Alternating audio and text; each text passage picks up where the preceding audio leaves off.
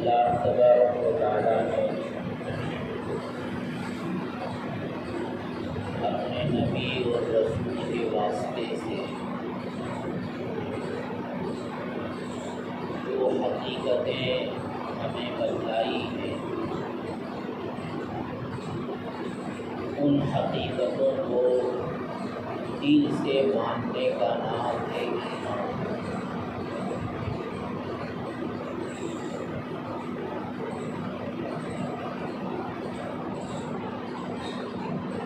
اور بنیادی طور پر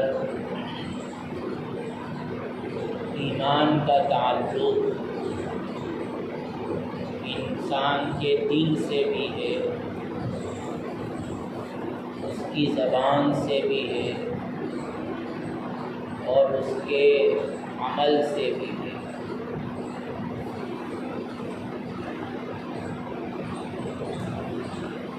دل سے تعلق عقیدے کا کہ انسان ان تمام چیزوں کے حق اور سچ ہونے کو دل سے مانے اور اس کے حق ہونے کا یقین رکھے جو نبی کریم صلی اللہ علیہ وسلم کے واسطے سے ہم کو پہنچی، اور دوسرے زبان سے اس بات کا اقرار بھی کرے کہ جو کچھ بھی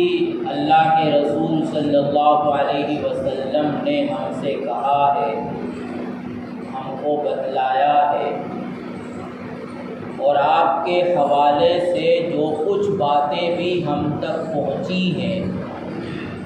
ہم اس بات کی گواہی دیتے ہیں کہ وہ سچ ہے۔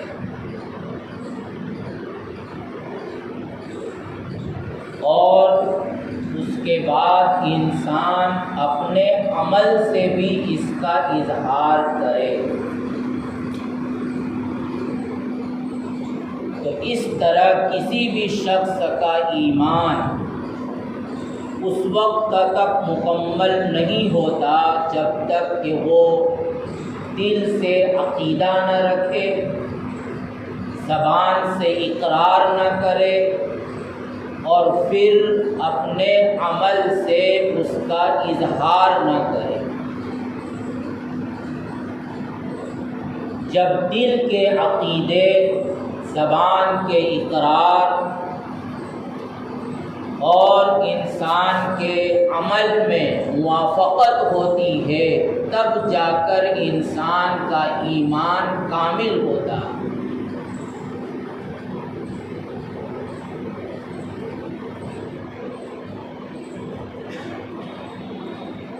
اور جس طرح ہم وضو کرتے ہیں، لیکن وضو کرنے کے بعد اگر کوئی ناقص پیش آ جائے، وضو کو توڑنے والی چیز پیش آ جائے،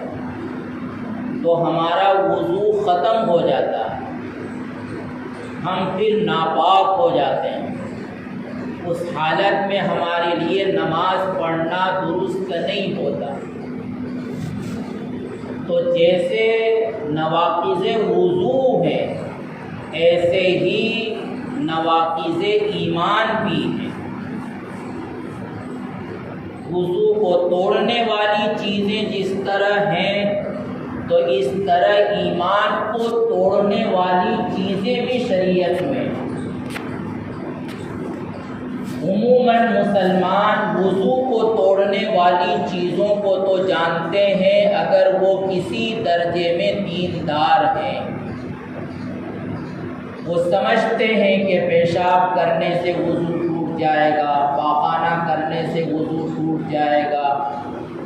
خون کے نکل کر بہہ جانے سے وضو ٹوٹ جائے گا، طے ہو جانے سے وضو ٹوٹ جائے گا، جبکہ منہ بھر کر ہو۔ لیکن نواقض ایمان کا عموماً مسلمانوں کو علم نہیں ہے۔ اور علم نہ ہونے کی وجہ سے، جہالت اور ناواقفیت کی وجہ سے ہم میں سے بہت سے مسلمانوں سے ایسے کام ہو جاتے ہیں جو نواقض ایمان میں داخل ہیں،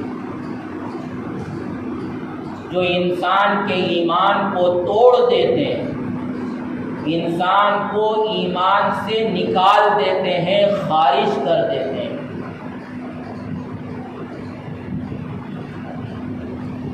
اور ظاہر ہے کہ یہ بہت خطرناک چیز ہے۔ اگر مان لیجئے کہ کسی مسلمان کو نواقض وضو کا پتہ نہ ہو، وضو کی توڑنے والی چیزوں کا علم نہ ہو، تو یہ ہوگا کہ اس کی نماز صحیح نہیں ہوگی، اور وہ نماز کو چھوڑنے والا شمار ہوگا، گناہ گار ہوگا، گناہ کبیرہ کا ارتکاب کرنے والا ہوگا۔ لیکن اس کے باوجود رہے گا تو وہ مسلمان، لیکن اس کے مقابلے میں نواقض ایمان ایسی چیز ہے کہ اگر کسی مومن کو اور کسی مسلمان کو مومن ہونے کی حالت میں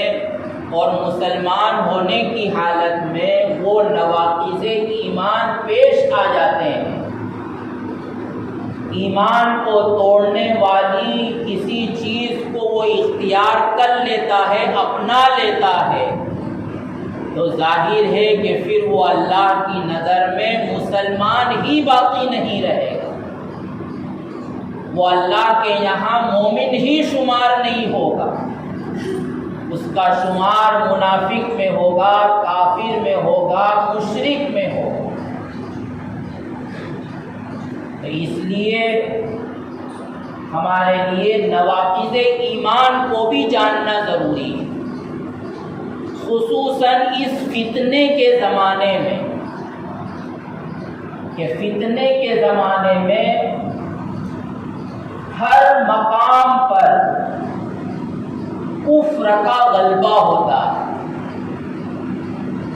اور ہر موقع پر انسان کو کفر کی طرف دعوت دینے والی چیزیں ابھارتی ہیں، آمادہ کرتی ہیں۔ تو ایسے موقع پر انسان کے لیے نواقض ایمان کو جاننا، تاکہ وہ فتنے کا شکار ہو کر کہیں اپنے ایمان سے محروم نہ ہو جائے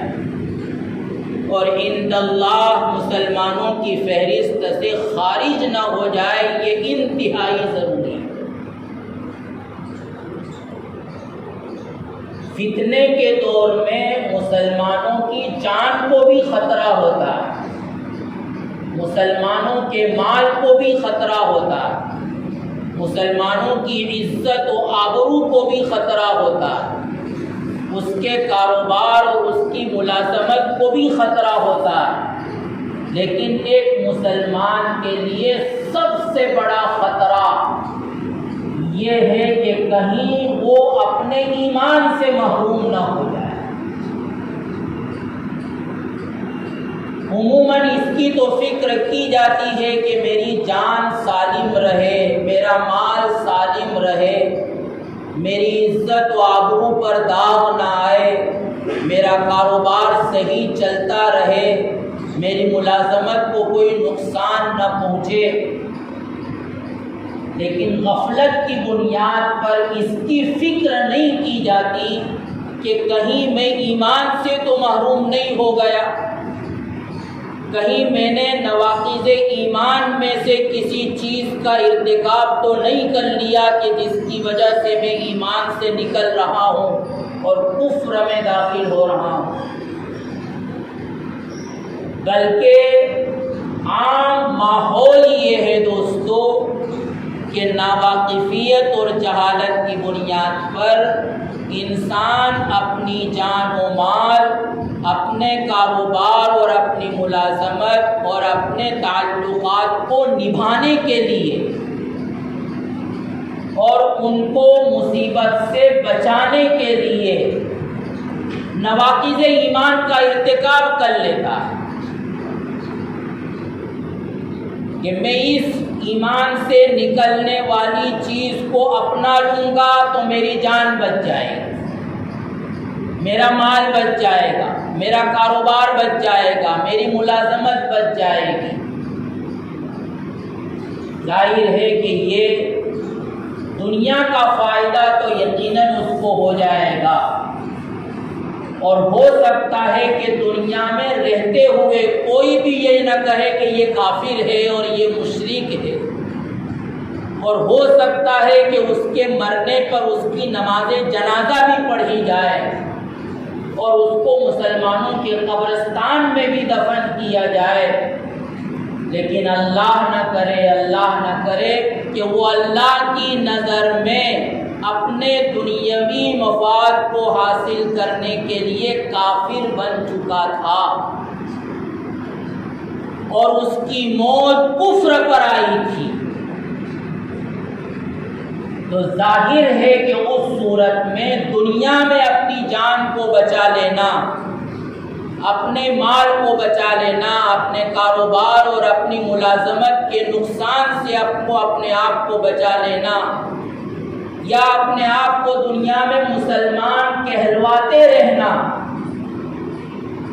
حتیٰ کہ مرنے پر اس کی نماز جنازہ بھی پڑھی جائے اور اس کے لیے ایثار ثواب بھی کیا جائے، لیکن اس نے نواقض ایمان کا ارتکاب کر لیا تھا اور پھر اس کو دوبارہ ایمان میں داخل ہونے کی توفیق نہیں ہوئی، اور وہ اسی حال میں ایمان سے رخصت ہو چکا، تو یہ دنیاوی فائدہ اس کے کوئی کام نہیں آئے گا، نہ نماز جنازہ اس کی مغفرت کروائے گی اور نہ ایثار ثواب اس کو نجات دلوا سکتا۔ اس لیے نواقض ایمان کو ایک مسلمان کے لیے جاننا بہت ضروری ہے۔ نواقض ایمان میں سب سے پہلی چیز تو یہ ہے کہ مسلمان ہونے کے لیے ایک تو ان حقیقتوں پر یقین رکھنا ضروری ہے جو حقیقتیں اللہ کی طرف سے اور نبی کے واسطے سے ہم تک پہنچی ہیں، جس کو ہم دین کہتے ہیں، جس کو ہم شریعت کہتے ہیں یا شریعت کے احکام کہتے ہیں یا دین کے کام کہتے ہیں یا اعمال صالحہ کہتے ہیں،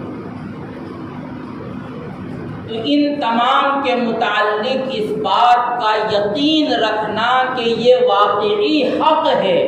اللہ کی طرف سے ہے۔ تو اب اگر اس کے اپوزٹ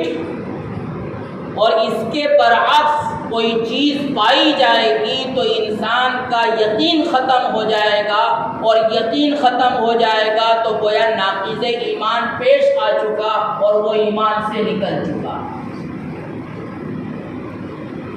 اب یقین کے مقابلے میں، تصدیق کے مقابلے میں ایک چیز تو ہے تکذیب، جھٹلا دینا کہ میں نہیں مانتا ان چیزوں، یہ بالکل غلط ہے، یہ رسمی چیزیں ہیں، یہ باپ دادا سے چلی آ رہی ہے، اس کی کوئی حقیقت نہیں ہے، یہ بس رسمیں اور رواج ہیں، حالانکہ وہ شریعت کا حکم ہے، وہ قرآن کا حکم ہے، وہ نبی کریم صلی اللہ علیہ وسلم کی سنت ہے، اور چاہے وہ فرض کے درجے کی چیز نہ ہو اور چاہے وہ واجب کے درجے کی چیز نہ ہو، سنت مؤکدہ کے درجے کی بھی چیز نہ ہو، بلکہ ایک مباح کے درجے کی چیز ہو، اور اس کا مباح ہونا شریعت سے بالکل یقینی طور پر ثابت ہو، اور انسان اس کو ماننے کے لیے تیار نہیں کہ میں نہیں مانتا اس کو۔ ظاہر ہے کہ جب اس نے نہیں مانا تو اس کی تصدیق ختم ہو چکی، اور تصدیق ختم ہو چکی تو ناقض ایمان پیش آ گیا، وہ ایمان سے نکل چکا۔ دوسری چیز کہ ایک شخص یہ تو نہیں کہتا کہ میں نہیں مانتا، میں ان چیزوں کو جھٹلاتا ہوں، میں ان چیزوں کو رسمی سمجھتا ہوں، لیکن وہ شک میں مبتلا ہے، شک میں مبتلا کہ ہاں بس لوگ کہتے ہیں تو اس لیے میں بھی چل رہا ہوں، ہاں چلی آ رہی ہے یہ پرمپرا مسلمانوں میں تو اس لیے میں بھی مانتا ہوں، لیکن اس کے دل میں یقین نہیں، وہ تذبذب کا شکار ہے، وہ شک میں مبتلا ہے۔ تو ظاہر ہے کہ شک اور تذبذب یہ بھی یقین کے منافی ہے۔ یقین اس وقت ہوتا ہے جبکہ وہاں کسی بھی طرح کا شک نہ ہو، شک کے ساتھ یقین کا وجود نہیں ہوتا۔ تصدیق اس وقت ہوتی ہے جبکہ تکذیب نہ ہو، تصدیق تکذیب کے ساتھ جمع نہیں ہو سکتی۔ کسی چیز کے سچ ہونے کا یقین کرنا اس کو جھٹلانے کے ساتھ جمع نہیں ہو سکتا، اور کسی چیز کے حق ہونے کا یقین کرنا اس کے حق ہونے میں شک کرنے کے ساتھ جمع نہیں ہو سکتا۔ تو اگر کسی ایمانی بات اور کسی اسلام کے عمل کے متعلق انسان کو شک ہے، وہ تذبذب میں مبتلا ہے، تو ناقض ایمان پیش آ چکا ہے، ایسا شخص ایمان سے خارج ہو چکا ہے۔ اسی طرح بہت سی مرتبہ انسان ان تمام چیزوں کو قبول تو کرتا ہے، لیکن اس کے مد مقابل جس کو کفر کہتے ہیں، جس کو شرک کہتے ہیں، یا کافرانہ عمل کہتے ہیں، مشرکانہ رسم کہتے ہیں، انسان اس کو جھٹلاتا نہیں ہے، اس کے باطل ہونے کا اس کو یقین نہیں ہے، اس سے وہ نفرت نہیں کرتا، اس سے براءت کا اظہار نہیں کرتا کہ میرا ان چیزوں سے کوئی تعلق نہیں ہے، میں تو ان کو غلط سمجھتا ہوں، یہ بالکل باطل اور بے بنیاد اور بے اصل چیز ہے۔ تو ایسی صورت میں بھی دوستو، چاہے اس کو قرآن کا یقین ہو اور چاہے وہ رسول پر بھی ایمان رکھتا ہو، لیکن پھر بھی وہ مومن نہیں ہے، ناقض ایمان پیش آ چکا ہے، وہ ایمان سے نکل چکا ہے۔ کیونکہ مومن ہونے کے لیے جہاں ایمانیات پر یقین کرنا ضروری ہے،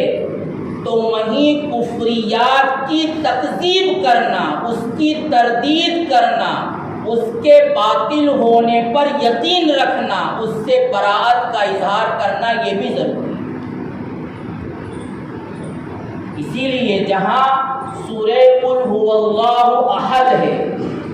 جس میں اللہ کی وحدانیت کو بیان کیا گیا ہے، تو وہیں سورہ قل یا ایھا الکافرون بھی ہے کہ جس میں کافروں سے لا تعلقی اور ان سے براءت کا اظہار علل اعلان کیا گیا ہے۔ اور یقین جانیے کہ یہ سورہ کافرون مدنی زندگی میں نازل نہیں ہوئی ہے، سورہ کافرون کا نزول مکی زندگی میں ہوا ہے، مکی زندگی میں، اس مکی زندگی میں ہوا ہے کہ جہاں انسان کا علل اعلان کھڑے ہو کر کلمہ طیبہ پڑھنا دشوار تھا، جہاں کلم کلا نماز پڑھنے کی اجازت نہیں تھی، جہاں بیت اللہ کے سامنے سجدہ کرنے پر یہ اندیشہ تھا کہ گلا گھونٹ دیا جائے گا، اس زمانے میں یہ سورہ کافرون کا نزول ہوا ہے، اور باقاعدہ اللہ کے رسول کو حکم دیا گیا ہے کہ آپ اعلان کرو ان کافروں کے سامنے اور کہہ دو کہ میں نہیں مانوں گا تمہاری رسموں کو، نہ آج تک نہ مانا ہے، نہ ابھی مانتا ہوں، نہ آئندہ مانوں گا، میں قبول نہیں کروں گا تمہارے بتوں کو، تمہارا جس طرح میرے دین سے کوئی تعلق نہیں ہے تو میرا تمہارے دین سے بھی کوئی تعلق نہیں۔ مومن ہونے کے لیے اس طرح لا تعلقی بھی ضروری ہے۔ ورنہ اگر ایک شخص یہ سمجھے کہ میں تو سب مانتا ہوں، نماز بھی پڑھتا ہوں، روزہ بھی رکھتا ہوں، قرآن کو بھی مانتا ہوں کہ وہ حق ہے، قیامت کا بھی یقین رکھتا ہوں، جزا اور سزا اور جنت اور جہنم کو بھی مانتا ہوں، اور تقدیر پر بھی میرا ایمان ہے، لیکن موقع آنے پر وہ اس بات کے لیے تیار نہیں ہوتا کہ میں ان کافروں سے لا تعلقی کا اظہار کروں اور علل اعلان یہ کہوں کہ میرا تمہارے دین سے کسی طرح کا کوئی تعلق نہیں ہے، تو دوستو اس کا ایمان پورا نہیں ہوا۔ دونوں چیزیں ضروری ہیں، ایک طرف ان چیزوں کا یقین ضروری ہے تو دوسری طرف ان کے باطل ہونے کا یقین کرنا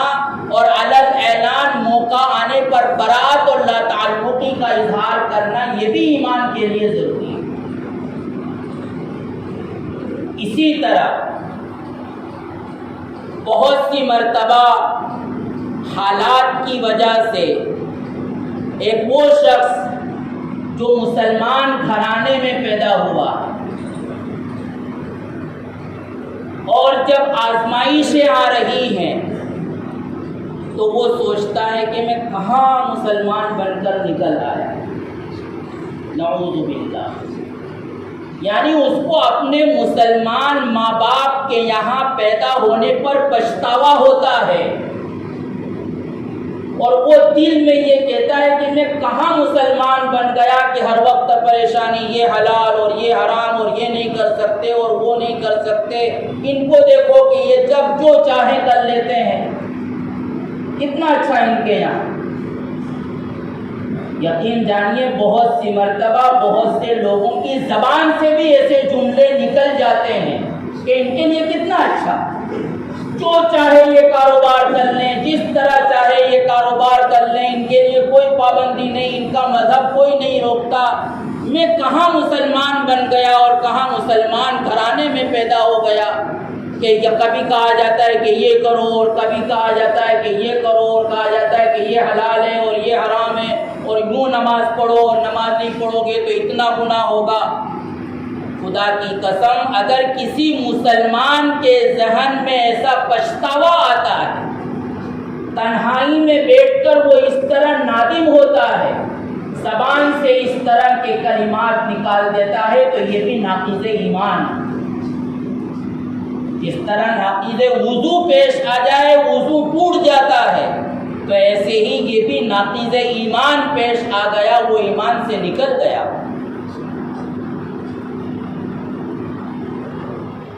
اسی طرح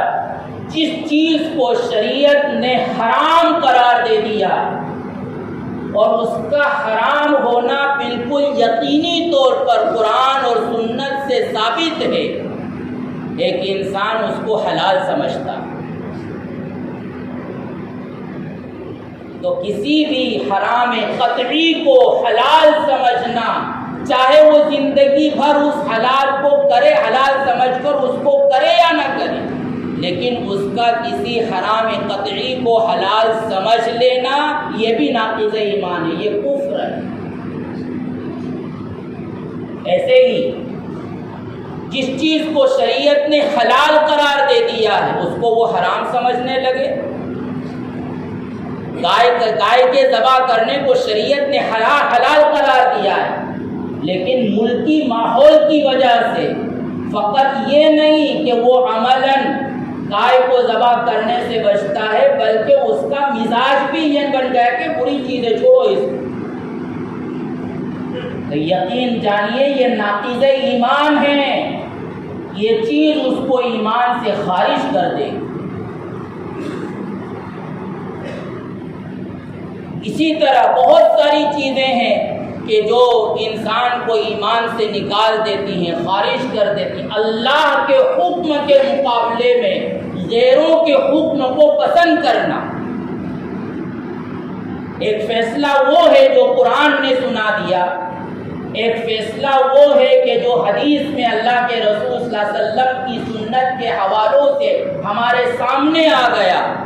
لیکن پھر بھی ہم چاہتے ہیں کہ ہم دنیاوی کورٹ میں جائیں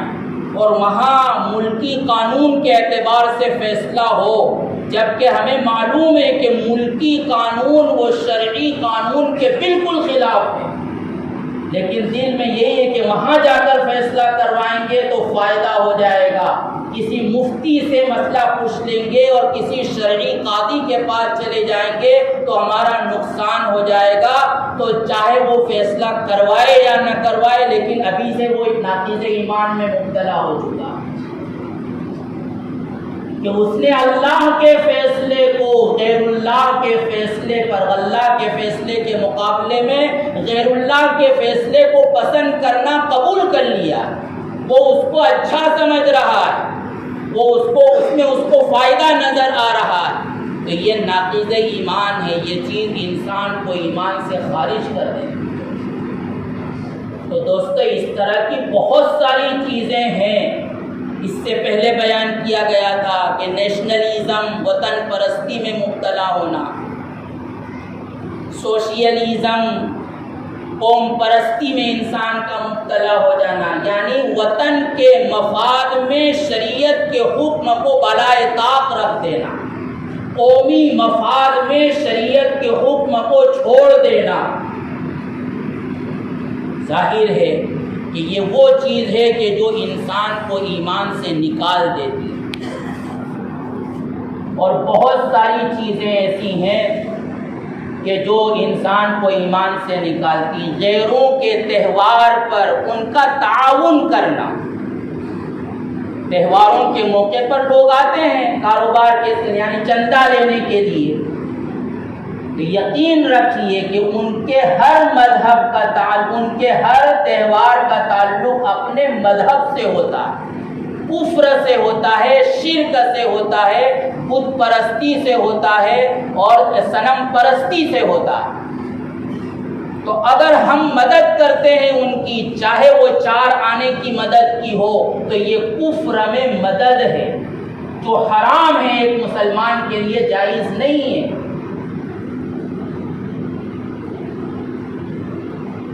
ظاہر صاف ایسے موقع پر ایک مسلمان کے مسلمان ہونے کا تقاضا ہے کہ وہ کہے کہ ہمارا اسلام اس کی اجازت نہیں دیتا، ہم آپ کو چائے پلانے کے لیے تیار ہیں، ہم آپ کو گھر لے جائیں گے، آپ کی دعوت کریں گے، کھانا کھلائیں گے، ہم آپ کو یہ سامان گفٹ میں دینے کے لیے تیار ہیں، لیکن ہمیں معاف کیجئے، اپنے تہوار کے لیے ہم سے چندہ مت مانگیے۔ صاف کہنا چاہیے۔ اگر ہمت نہیں ہوتی تو اپنے ایمان کی پھر فکر کریں دوستو۔ ایک مومن کا ایسا روب ہونا چاہیے کہ کسی غیر کی ہمت نہ ہو کہ وہ اپنے ایسے تہوار پر اس سے چندہ مانگنے کے لیے آ جائے۔